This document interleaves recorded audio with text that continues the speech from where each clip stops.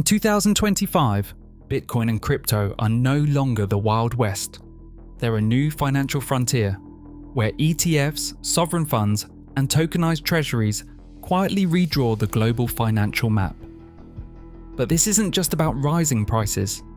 It's a question of power. Is this the birth of a more open system? Or just the institutional takeover of a decentralized dream? Let's uncover how Wall Street, governments, and blockchain rails are reshaping money itself, block by block. Before we dive in, just how big is this asset class?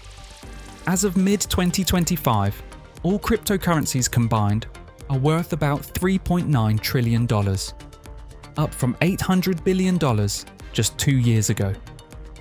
That puts crypto ahead of Meta, behind Nvidia, and above every private company in the world.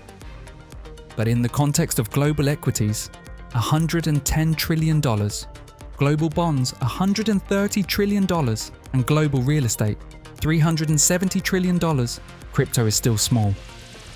Even Bitcoin, at 2.3 trillions at the time of this video, only ranks as the 6th largest global asset. But its momentum is undeniable. Bitcoin is up 26% year to date compared to S&P 500, 6.7%, and Nasdaq, 7.7%. Bitcoin's 3-year surge currently stands at a whopping 370%, far outpacing S&P 500, 59%, and gold, 85%. Over 5 years, BTC averaged 66% annual return, while gold and equities averaged only 13 to 14%. It may not rival global real estate or bonds yet, but the smart money isn't waiting for that moment. They're already here, reshaping the flows.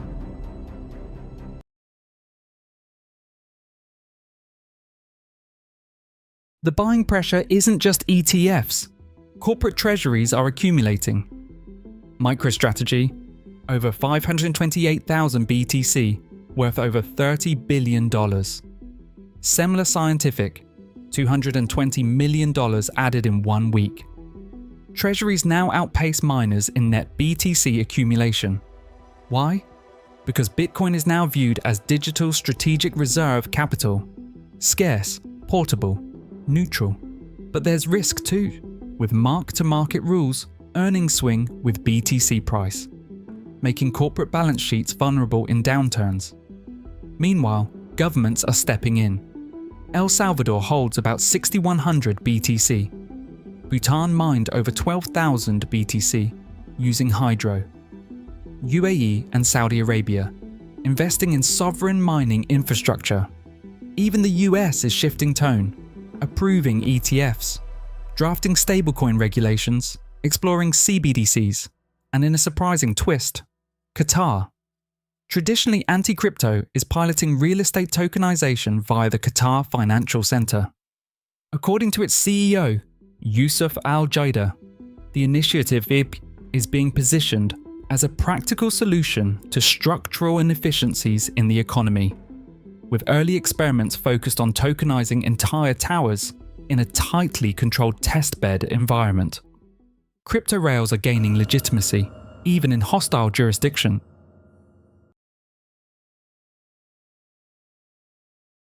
Bitcoin no longer trades like a niche asset. It's now firmly integrated into the global macro-financial landscape, responding directly to major economic shifts and policy decisions.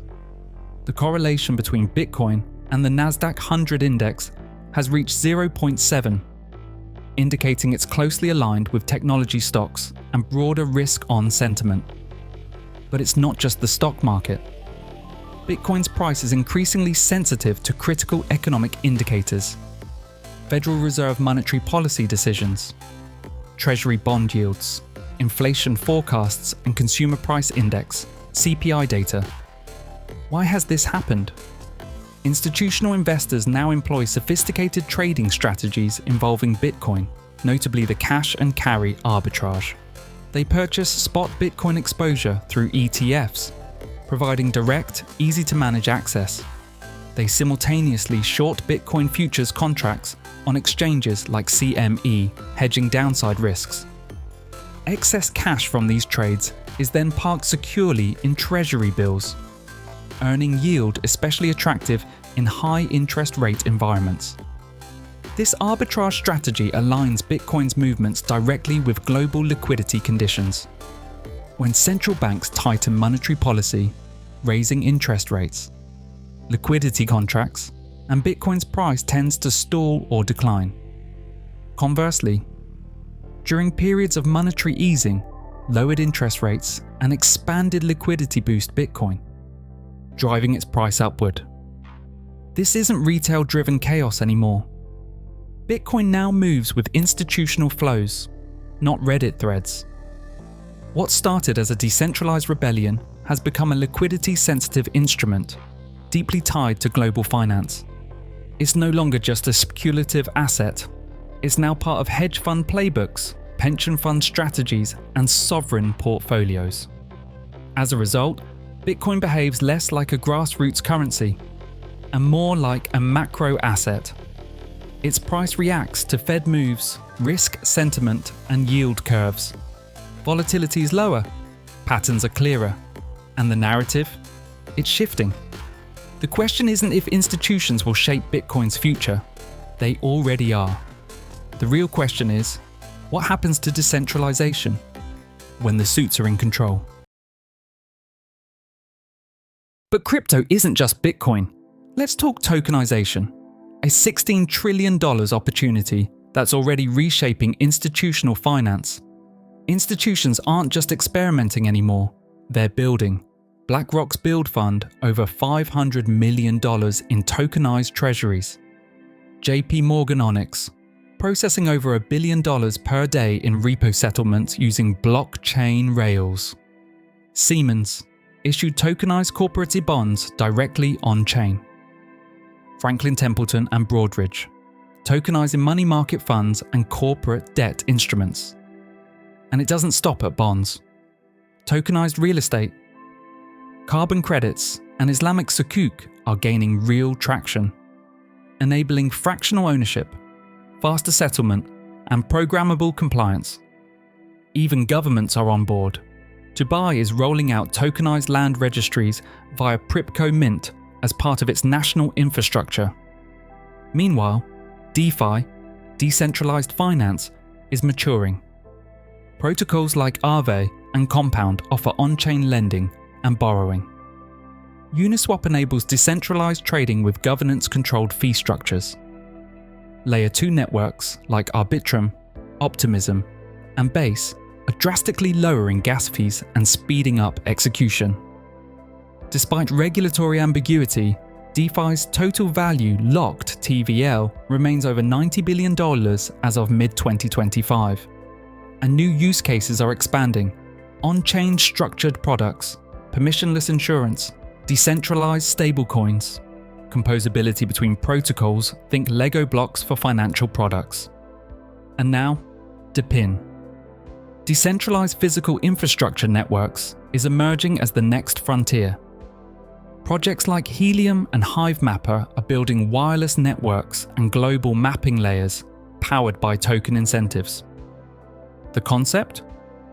Use blockchain to coordinate real-world infrastructure through tokenized reward systems. Analysts estimate the DePIN market could grow to $10 to $20 billion by 2030, spanning energy grids, IoT, wireless OS coverage, and even mobility. And don't forget the new hybrid space, AI to crypto compute marketplaces like Render and Akash, offering decentralized access to GPU power. The future of finance isn't just digital, it's programmable, composable, and increasingly borderless. But it's also fragile. Smart contracts can break. Governance can be gamed. Regulation often lags innovation. And centralization quietly creeps in.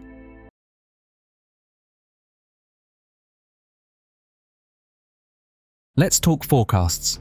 These are external views, not financial advice. As of mid-2025, Bitcoin has crossed $120,000, and the projections are evolving. ARK Invest now estimates Bitcoin could reach between $300,000 and $1.5 million by 2030, if adoption and ETF flows continue accelerating. VanEck, on the other hand, sees a more conservative path, projecting between $150,000 and $180,000 by 2026. And in the bear case, some models suggest a potential floor around $50,000 to $70,000 if liquidity tightens or regulation escalates. But these aren't just wild guesses, they're rooted in flows, real demand. Since ETF approvals in early 2024, Spot Bitcoin ETFs have attracted more than $105 billion in assets under management. At their peak, daily ETF volumes exceeded $10 billion, a level even gold ETFs never reached in their early years. Together, US-listed Bitcoin ETFs now hold approximately 6.5% of the total circulating supply. Then there's MicroStrategy. As of mid-2025, the company holds more than 607,000 Bitcoin, worth over $72 billion. In just 6 months, MicroStrategy added over $11 billion in Bitcoin, using both cash and creative equities financing through their preferred stock program. That's nearly 20,000 Bitcoin added every month, more than most mining companies produce in the same time. Today, Bitcoin miners produce around 900 new coins per day, or roughly 27,000 Bitcoin per month. But institutional demand far outpaces that. US ETFs alone are absorbing over 30,000 to 40,000 Bitcoin monthly, while MicroStrategy added nearly 20,000 Bitcoin per month in early 2025. Combined, this institutional demand regularly exceeds 50,000 Bitcoin per month, nearly double the monthly issuance, creating constant net buying pressure. And this doesn't even account for sovereign accumulation. El Salvador, Bhutan, the United States, all building reserves quietly. So what's driving these forecasts? It's not just halvings anymore. Bitcoin's price is now shaped by 3 structural forces. First, ETF inflows. These create a near constant bid day after day. Second, sovereign reserves, a growing pool of strategic long-term holders. And third, macro liquidity conditions. This dynamic didn't exist in previous cycles. Now comes the strategic dilemma. If ETFs eventually hold 20% of Bitcoin, governments and corporations hold another 10 to 15%. Who really governs Bitcoin? Decentralization isn't just a feature, it's a power structure, and that balance is changing fast.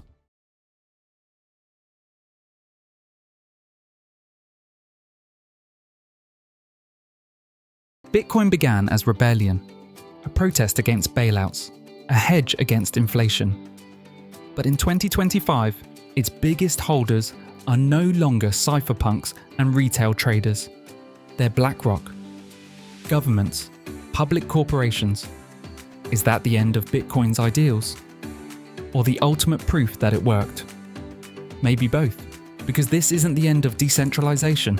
It's the start of a new phase. Speed versus control, code versus compliance, chaos versus capital. The rails are being built, the power structure is shifting, and the only real question left is, are you positioning yourself before this becomes the default? If this made you think, support the work behind these breakdowns. Like, share, and subscribe. It helps more than you know. And if you're new here, welcome to StratiQ, where strategy meets signal.